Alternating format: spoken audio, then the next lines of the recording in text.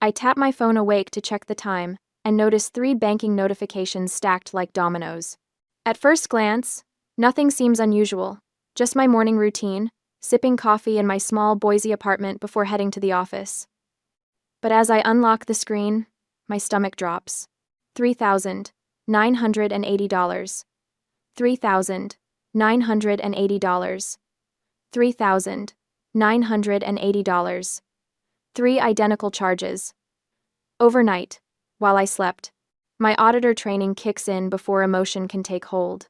I set my coffee down, the mug making a soft click against the coaster, everything in its place, as always.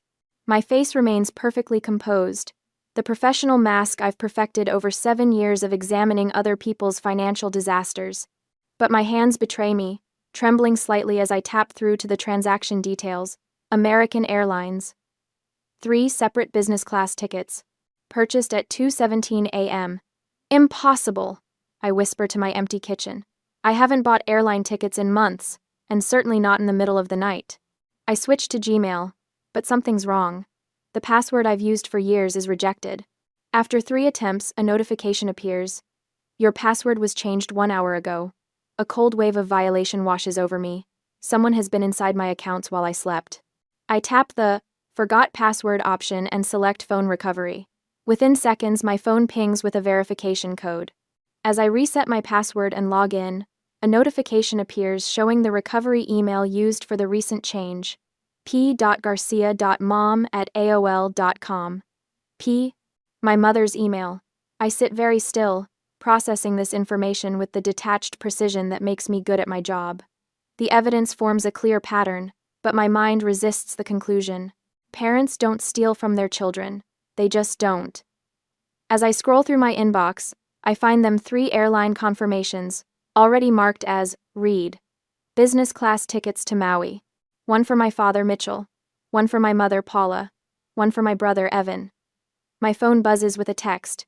My mother's name appears on screen. Thank you for gifting the family their dream trip. I knew you were always generous. I love you. The coffee turns bitter in my mouth.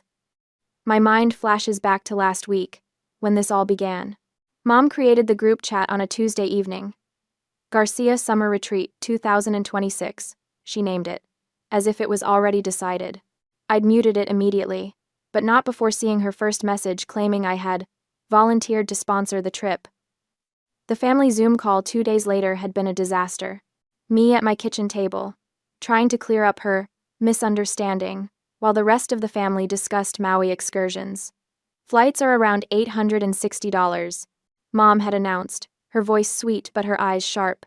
Anyone who can't afford it will have to stay home. Zoe, honey, you're the only one still single, with no kids to worry about. I'd maintained my auditor face neutral, unreadable while calculating how that subtle dig was meant to leverage my singlehood into financial obligation. After the call, I'd messaged her privately. I've made it clear I am not paying for anyone, I wrote, simple and direct. Her response came instantly. Oh, sweetie, you forgot again. You promised your father at Thanksgiving. A lie. A blatant, calculated lie. And now, 3 unauthorized charges totaling $11,940 on my credit card. I take a deep breath, center myself, and call the bank's fraud department. Despite my shaking hands, my voice comes out clear and professional. This is Zoe Garcia. I need to report 3 fraudulent transactions on my account. The representative asks for details, which I provide with methodical precision. When she asks if I know who might have made these charges, I hesitate for only a moment. Yes, I say. This is identity theft committed by a family member. A pause on the other end. Miss Garcia, because you have identified the perpetrator, to proceed with the dispute and protect you, we require you to file a police report. The words hang in the air. Filing a police report against my own mother.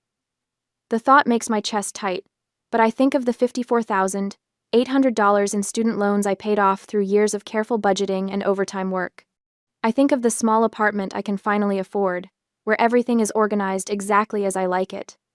I think of the 3 business class tickets, not economy, at $860 as she'd claimed to the family, but $3,980 each purchased while I slept. I understand. I tell the representative. I'll file the report today. My phone buzzes again as I end the call. The bank has already notified the airline of potential fraud. The tickets are instantly canceled. Almost immediately, my phone explodes with messages. From Mom. Zoe, what did you do? The airline just called us. From Dad. Call your mother right now. Fix this. From Mom again. We told everyone about this trip. You can't embarrass us like this. I set the phone down, my hands finally steady. Through the window, I see my father's truck pull into my apartment complex, tires screeching as he parks haphazardly across two spaces. He slams the door and strides toward my building, his face already flushed with anger. I know what's coming. The shouting, the intimidation, the same tactics they've always used to get their way. But something has shifted inside me. Perhaps it's the auditor in me seeing the pattern so clearly now. Their two mortgages, the $37,000 in credit card debt I discovered when preparing their taxes last year, the facade of wealth they maintain while living beyond their means. Or perhaps it's simply that they've finally gone too far. I stand up straight, smoothing down my shirt. I check that my phone is recording in my pocket. I prepare to face my father, not as a daughter, but as a victim of fraud with evidence in hand. Later that afternoon, I stared at my laptop screen, the blue light harsh against my eyes as midnight approaches. Sleep isn't an option, not with the weight of betrayal pressing down on my chest. The bank representative's words echo in my mind. We'll investigate, but it may take up to 10 business days. 10 days is too long to wait for answers. I need to understand how deep this violation goes. The forgotten AOL account p.garcia.mom@aol.com stares back at me from my screen. Mom had created it years ago when I left for college, supposedly to stay connected. I'd never used it, considering it just another of her controlling gestures. Now I understand its true purpose. I click through my recovery options on several accounts. There it sits, neatly listed as a backup for Gmail, Amazon, my credit card portal, all added without my knowledge or consent. She kept it active all this time. I whisper to myself, the realization spreading like ice through my veins. She was waiting for the right moment. I switch to my banking portal and begin scrolling through months of statements. At first, nothing jumps out. Then I notice a pattern hidden in plain sight. Small charges. Test runs. A $14.99 transaction at a grocery store I never visit. A $23.45 charge at a gas station in Meridian when I was home in Boise. Each one just small enough to fly under my radar. My phone buzzes beside me. Dad, you'd better fix this by tomorrow. Your mother is devastated. I set the phone face down without responding. The intimidation tactic is so familiar it's almost comforting in its predictability. First comes Dad's anger, then Mom's tearful manipulation. Their strategy hasn't changed since I was 10 years old. Mitchell creates fear, Paula exploits guilt. I open a new document and begin methodically logging each unauthorized access attempt I can find. Dates. Times. Amounts. The auditor in me takes over, transforming hurt into data points, betrayal into evidence. An email notification pops up, Aunt Virginia forwarding a family message from Mom. I'm so sorry, everyone, but our family trip might be canceled. The economy tickets, $860 each, are selling out fast, and Zoe's having some kind of breakdown about helping the family. Please pray for her. I laugh bitterly. Business class at $3,980 versus $860 economy, a $9,360 difference she conveniently failed to mention to anyone. The lie is so brazen it momentarily takes my breath away. I take a screenshot, saving it to my growing evidence file. Then I notice the email thread below messages I wasn't meant to see.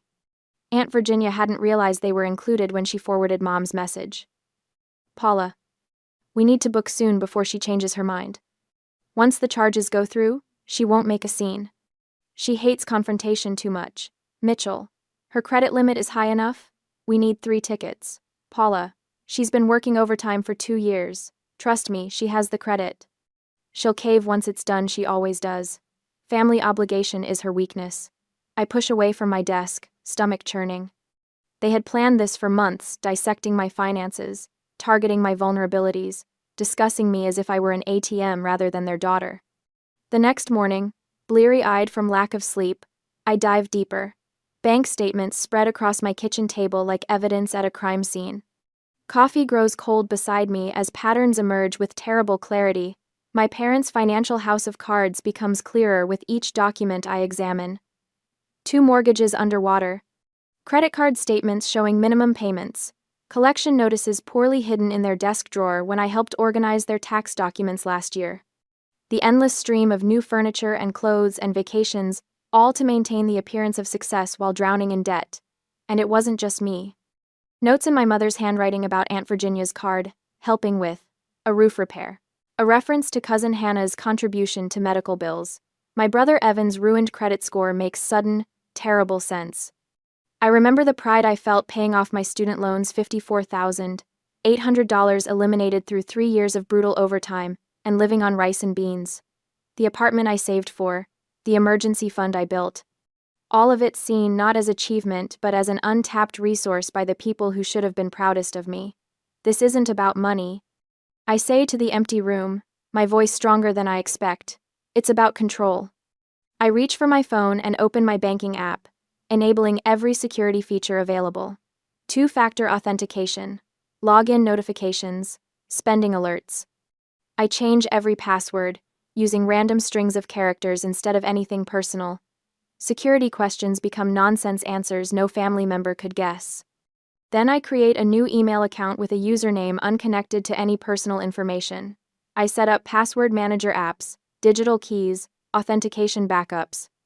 Each new security wall feels like reclaiming a piece of myself. My phone rings, Mom's face appearing on screen. I decline the call and add a note to my evidence file. 8:42 a.m., third attempt to contact. By afternoon, I've secured every account I own and documented each step of the process. The bank confirms the transactions remain frozen pending investigation. The airline emails confirmation that the tickets are officially canceled, funds to be returned once the fraud investigation concludes. Outside, rain taps against my window. Inside, for the first time since discovering the charges, I feel something other than shock and betrayal. My hands no longer tremble as I organize my documentation. My breath comes easier as I prepare for the confrontation I know is coming. The isolation is still there, the knowledge that I stand alone against the people who should have protected me.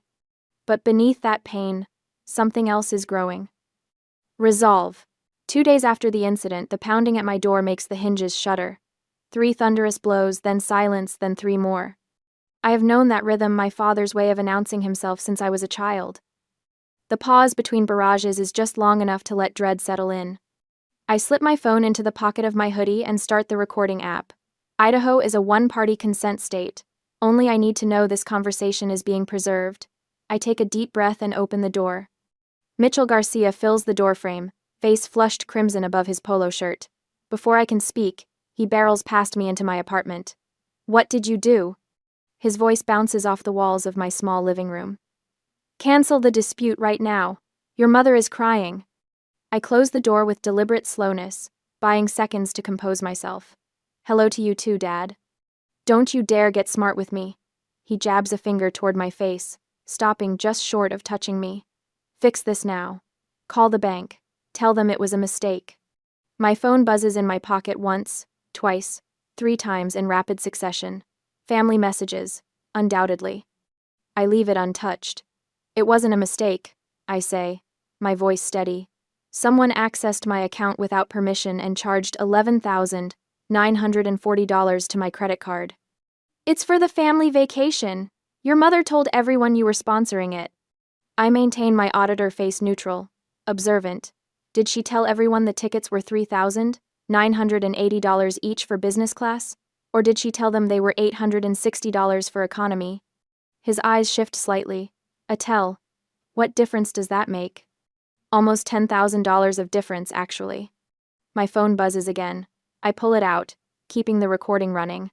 17 new messages in the family group chat. I scan them quickly. Mom claiming I forgot my promise. Aunt Virginia suggesting an emergency family meeting at her house. Cousins expressing disappointment in me. See? Dad points at my phone. "You're destroying the family. Virginia is hosting an emergency meeting tonight to discuss your behavior." I tilt my head slightly. My behavior? Not Mom's behavior in accessing my accounts without permission? Your mother was only doing what you promised. I keep my voice measured, just as I would when questioning a client about financial discrepancies. When exactly did I promise to spend nearly $12,000 on airline tickets? At Thanksgiving, you said. I didn't attend Thanksgiving last year. I was working in Seattle, remember? He waves this away. Whenever it was. The point is, families help each other. When your brother needed bail money last year, I paid it. When your cousin needed her transmission fixed, Virginia covered it. I see my opening. Speaking of Aunt Virginia, how many times have you used her credit card without asking? His face freezes for a fraction of a second, just long enough to confirm my suspicion. That's completely different. He sputters. We've used Virginia's card before. Nobody said anything. She knows how these things work in a family. The admission hangs in the air between us. I wonder if he realizes what he's just confirmed on the recording. Does she know about the roof repair charge for $2,400? I'm guessing, fishing for information. His eyes widen slightly.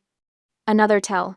This isn't about Virginia, he says, voice dropping to a dangerous growl. This is about you canceling our vacation and embarrassing your mother in front of everyone. No, I correct him. This is about the $11,940 you and Mom stole from my credit card. We didn't steal anything. He slams his hand down on my kitchen counter. It's family money. Family money would mean I had agreed to spend it, I say. I didn't, and you lied to everyone else about the cost. Economy tickets are $860, not $3,980. Why did you need business class if this was just about family togetherness? His face darkens. You think you're so much better than us with your fancy auditor job and your perfect credit score. You've forgotten where you came from. I remember exactly where I came from, I say quietly. I remember sleeping in the car after the electricity was shut off, because you bought a boat, instead of paying the power bill. That was one time. He steps toward me, fists clenched. I stand my ground. Leave now, or I call the police and play this recording. The color drains from his face as he glances at the phone in my pocket. You wouldn't. I already filed a fraud report with the bank, I say. Police report is next. Your choice if you want to be here when the officers arrive. He stares at me for what feels like minutes, rage and disbelief warring on his face. Then he turns and yanks the door open. Your mother and I gave you everything, he says, his voice suddenly tired. This is how you repay us? The door slams behind him. I lock it, then slide down against the wall until I'm sitting on the floor. My phone buzzes again. Aunt Virginia's name appears on the screen, not in the group chat, but a private message. Zoe, what's this about your mother making charges on my card? I've been reviewing my statements and found some transactions I don't recognize. Before I can answer, a text from Cousin Hannah arrives. Hey, did Aunt Paula ever borrow your credit card?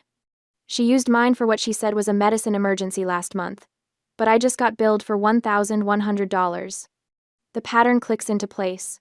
I'm not the only victim, just the first to speak up. My hands shake slightly as I dial the non-emergency police number. The dispatcher connects me to an officer who takes my information with professional detachment. I provide dates, amounts, and the name of the bank's fraud department contact. The officer assigns my case a number, #81 ID. We'll be contacting Mr. and Mrs. Garcia for a statement. She tells me. The bank has already provided preliminary documentation of the unauthorized access. I thank her and end the call, just as notification from my bank appears. Fraud investigation complete. Disputed charges $11,940, reversed. Funds will appear in 2 to 3 business days. Almost immediately, my phone lights up with incoming calls. Mom, Dad, Mom again, Dad again. I silence each one, watching them stack up in my missed calls list. For the first time since discovering the charges, I allow myself to cry. Not from sadness, but from a complex tangle of emotions I can't quite name.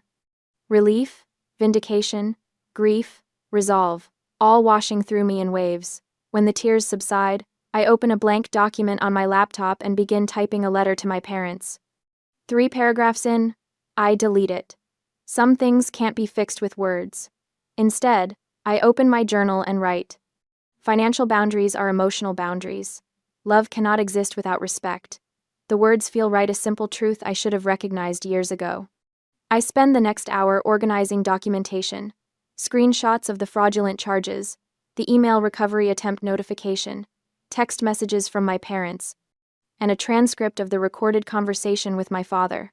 I save everything in triplicate local storage, cloud backup, and an encrypted email to myself. My phone buzzes with a notification about the emergency family meeting at Aunt Virginia's house tonight. Rather than dread, I feel a strange sense of calm. The burden of secrecy has lifted. The pattern is exposed. I connect my phone to a small Bluetooth speaker and test the audio quality of my father's recorded admission. His voice fills my living room with crystal clarity. We've used Virginia's card before. Nobody said anything. I pack the speaker in my bag alongside printed copies of the bank statements and police report. The emergency family meeting won't go as they expect.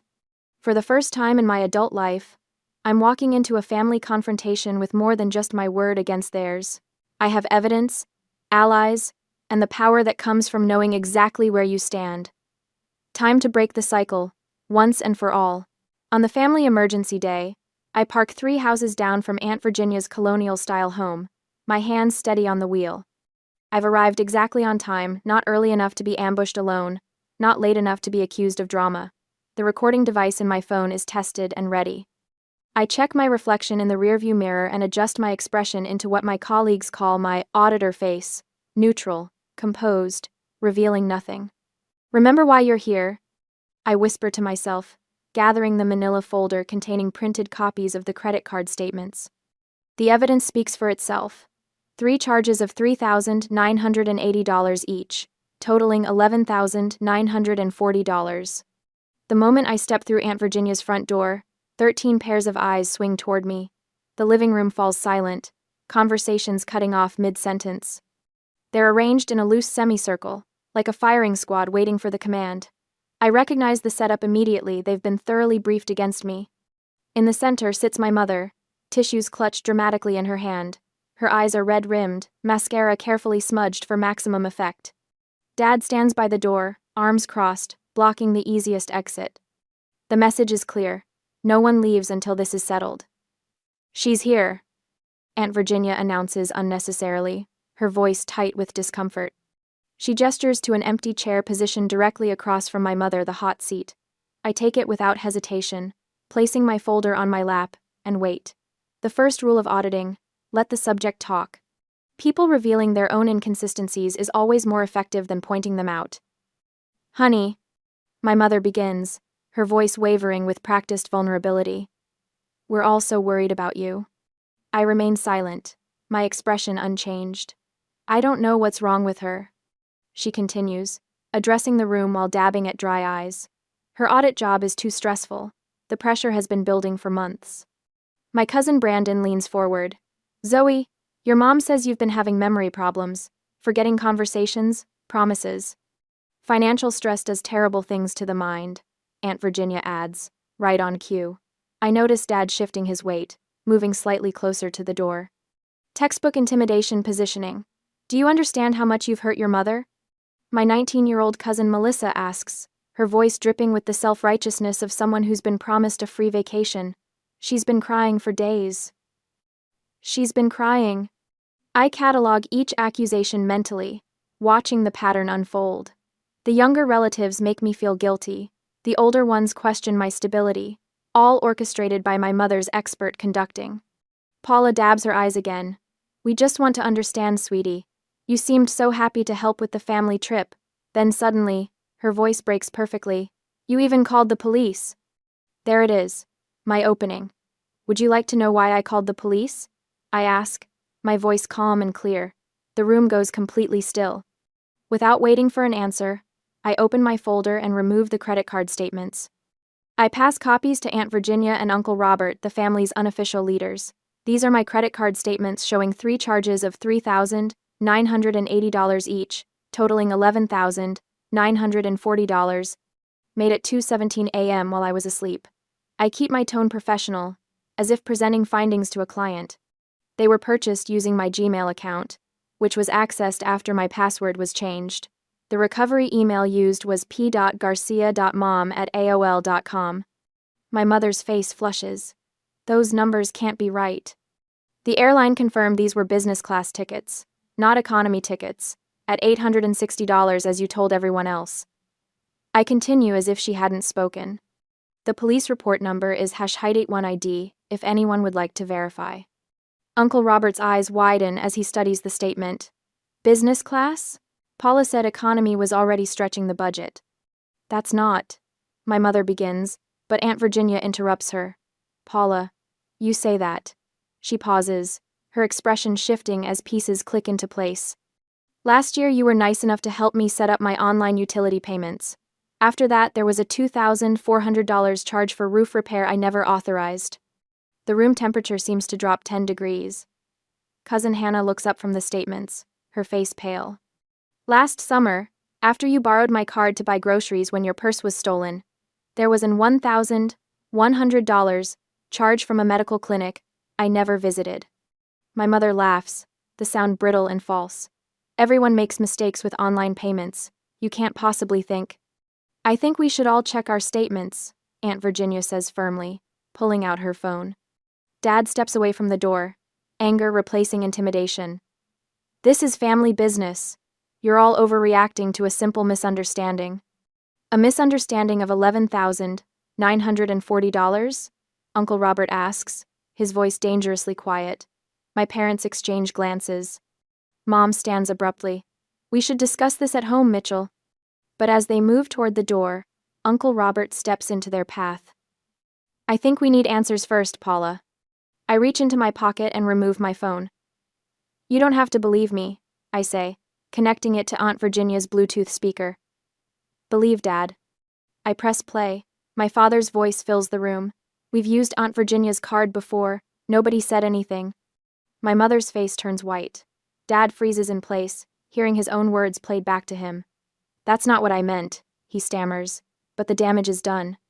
Aunt Virginia rises from her chair and walks over to stand beside me. This stops today. Cousin Hannah retrieves her purse, pulling out her own financial records. I have 3 misunderstandings here that match Paula's shopping trips. My brother Evan, who has been silent until now, clears his throat. They destroyed my credit score. It's 520 now because of loans I never took out. One by one, family members begin to share similar stories. 3 generations of victims comparing notes, patterns emerging across 2 decades of financial manipulation. My parents retreat to the corner of the room, former allies edging away from them. The united front they'd carefully constructed crumbles before my eyes. I'm sorry I doubted you, Aunt Virginia says quietly to me. We should collect everyone's evidence. I'll testify if you need me to, Uncle Robert adds, his lawyer's mind already cataloging the offenses. My mother's tears have vanished completely. Her eyes are cold, calculating, searching for an escape route. Dad's bluster has deflated, replaced by stunned silence as he watches his wife's manipulation tactics fail for the first time. Mitchell, she hisses, say something. But he remains silent, the weight of exposure crushing his practiced intimidation. I watch as the first visible cracks appear in their united front. How could you record me? 10.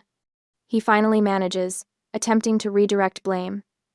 Idaho is a one-party consent state, I reply calmly. Only one person in a conversation needs to consent to recording. I consented. We need to establish clear financial boundaries, Aunt Virginia announces to the room. Starting today. My parents exchange glances, fear replacing confidence as the true consequences of their actions begin to take shape. They've lost control of the narrative, and with it, their power over the family. The facade that took decades to build has crumbled in less than an hour. I remain seated, my auditor face finally revealing a trace of satisfaction. The tables have turned, and for once, the manipulators are the ones with nowhere to hide. 2 days later, I spotted them the moment I pulled into the company parking lot. My parents' silver Lexus, the one with 2 years of payments left on a 7-year loan, idles near my reserved space, engine running despite the mild spring morning. Mom sits in the passenger seat, her back unnaturally straight, while Dad drums his fingers against the steering wheel. They've been waiting. My stomach tightens, but I keep my face neutral. The auditor face. I park 3 spaces away and gather my things, taking my time. Through my windshield, I watch Mom nudge Dad. He kills the engine, and they both step out. Zoe, Mom calls, her voice honeyed with false cheer. Honey, we need to talk. I lock my car and walk toward the building entrance, briefcase in hand, as if I haven't seen them. My coworker Jill passes by, offering a quick wave before disappearing through the glass doors. Mom intercepts me halfway across the lot, Dad trailing behind her like a reluctant shadow. Her mascara is perfect, but the skin beneath her eyes looks paper thin. She's lost weight since the family meeting 2 weeks ago. Please, she whispers, glancing around to ensure no one can hear. Just 5 minutes. I check my watch. I have a meeting at 9. This is important, Dad interjects, his voice lacking its usual thunder. Mom reaches into her designer purse, the one she bought after maxing out her Nordstrom card last Christmas, and pulls out a stack of papers. I recognize the bank letterhead immediately. Home equity line of credit application. 401k early withdrawal forms. They're financial lifelines. Listen, Mom says, her voice dropping even lower. The bank is demanding $11,940 by the end of the month. We just need you to make one phone call to the fraud department. Her fingers tremble slightly as she clutches the papers. Tell them you made a mistake, that you authorized the charges. I stand perfectly still, watching the desperation play across her face. We'll pay you back, Dad adds, eyes darting toward the office building. We swear. We just need time to get the money together. You know I can't do that, I reply, my voice flat. Filing a false police report is a crime. Mom steps closer, perfume enveloping me like a toxic cloud. Think about what this means, Zoe. Your father and I might not be at Thanksgiving this year, or Christmas. She reaches for my arm. You'll be all alone. Is that what you want? I step back, breaking contact. 2 more coworkers walk past, casting curious glances our way. Your choice affects all of us, Dad says, his voice hardening slightly. What will your cousins think? Your aunts and uncles? That you'd throw away your family over a misunderstanding? A misunderstanding? The word tastes bitter on my tongue. Mom's eyes narrow, calculating. What about your work friends? I'd hate for them to get dragged into our family drama. She nods toward the building. People talk, you know, especially when they hear about ungrateful daughters who abandon their parents. Her words hang in the air between us, the threat unmistakable. You're almost 30, Zoe. She continues, voice softening to a maternal tone that once would have made me fold. No husband, no children. We're all you have. Family sticks together, through everything. More coworkers filter past us. I recognize Martin from accounting and Sarah from HR. They try not to stare, but I can feel their curiosity. My professional reputation, the careful boundaries I've maintained between work and personal life, suddenly feels fragile. For a split second, doubt creeps in. The consequences of standing firm stretch before me. Holiday tables with empty chairs, whispered office gossip, the crushing weight of being the one who severed ties. My hand tightens around my briefcase handle. Then I remember the recording, the bank statements, the pattern that stretches back years, the $11,940 they stole while I slept. I look directly into my mother's eyes, then my father's. You don't owe me, I say, each word precise and clear. You owe the bank. Get out of my way. Mom's face transforms. The mask of maternal concern drops completely, revealing something ugly and raw beneath. Her lips pull back in a snarl. You think you've won? She hisses, voice rising sharply. You will regret this. You will never have a family again. You will die alone. You ungrateful child. Her words echo across the parking lot. Several of my coworkers freeze, staring openly now. Dad grabs her arm, trying to pull her back, but she yanks free. After everything we've done for you, her voice cracks with rage. This is how you repay us? I don't respond. Instead, I walk past them, my steps measured and calm. Behind me, I hear Dad's urgent whisper, Paula, stop. People are watching. The office doors slide open. I step inside without looking back, leaving my parents frozen in the parking lot, the morning sun illuminating the ruins of their carefully constructed facade. 3 days later, a certified letter arrives at their address. My lawyer's name embossed across the top, the words, cease and desist in bold beneath. Attached is a copy of police report, #81ID, detailing identity theft by a family member. The final paragraph warns of criminal prosecution, should any further contact be attempted. The bank begins its collections process directly with Mitchell and Paula Garcia. No longer my problem. I've submitted everything. The comprehensive documentation, the police report, the recording transcript, my credit history showing the pattern of unauthorized access. 7 years as an auditor taught me to be thorough, to follow the paper trail wherever it leads, even when it leads to my own parents.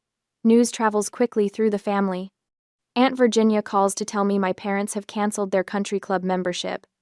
Cousin Hannah mentions seeing Mom at the grocery store. No designer purse in sight. Uncle Robert reports that Dad's furniture store has cut its hours. Their financial house of cards is collapsing, one card at a time.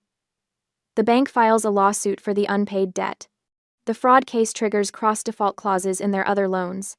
Their credit score plummets. Mortgage lenders begin reviewing their loans, questioning the income verification on the original applications. I don't feel vindication. Just a quiet certainty that consequences, long deferred, have finally arrived. 4 weeks after the parking lot confrontation, my phone rings. Aunt Virginia's name appears on the screen. I hesitate before answering. "Zoe," she says, her voice careful. "I thought you should know. Your parents have listed their house for sale." I sit at my kitchen table, the same spot where this all began, with 3 unauthorized charges, and absorb the information. "Are you okay?" she asks after a moment of silence. "Am I?"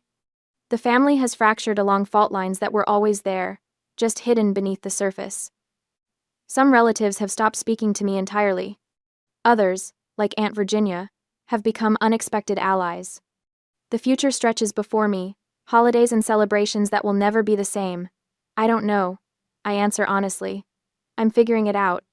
We talk a while longer. As I hang up, I notice my hands are steady.